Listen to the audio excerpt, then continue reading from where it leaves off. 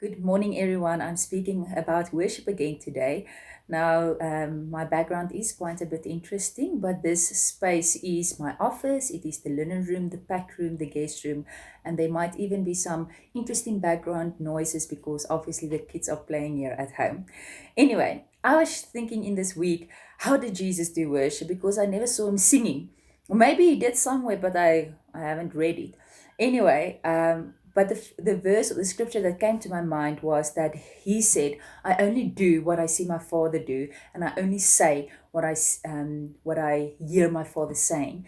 And for me, that is worship because it is a totally surrendered life. Now, in Ephesians 5, Paul wrote to the Ephesians and he said, therefore, be imitators of God.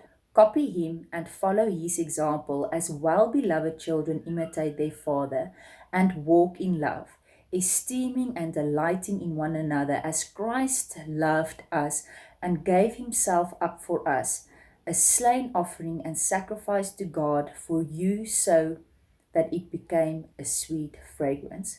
And I was just thinking of my children.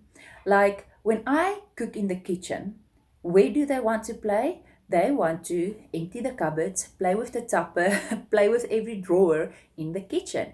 If I'm outside doing whatever, they want to play outside. They want to be where I am, and they basically want to imitate what I am doing. So this is what Jesus did. He was imitating what the Father was doing. So the question today for me and for you is, what is God doing right now? And sometimes that looks like giving. Sometimes that looks like lifting your hand and worship, like just worshiping the Father. Sometimes it looks like resting. And that might be it can take on any form, but it is a heart posture that is surrendered to God and really honoring and glorifying him in whatever we do and mimicking basically what God is doing. Now, another scripture that really stood out for me in this week is 2 Corinthians 6 verse 1. And it says, laboring together as God's fellow workers with him, then we beg of you not to receive the grace of God in vain, that merciful kindness by which God exerts his holy influence on souls and turns them to Christ, keeping and strengthening them. Do not receive it to no purpose. Now, obviously, that verse is jam-packed with jewels, but I just want to get stuck in the first two words or first few words. It says laboring together with God. And what God just showed me is that he is spirit.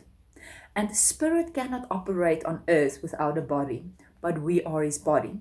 So when we give and surrender our bodies, and his spirit fills our bodies, then we are laboring together. So ultimate worship is this. I surrender my body to God, and his spirit fills my every being, every part of me, to every bit, like in everything. And I allow my body to operate as the spirit is operating.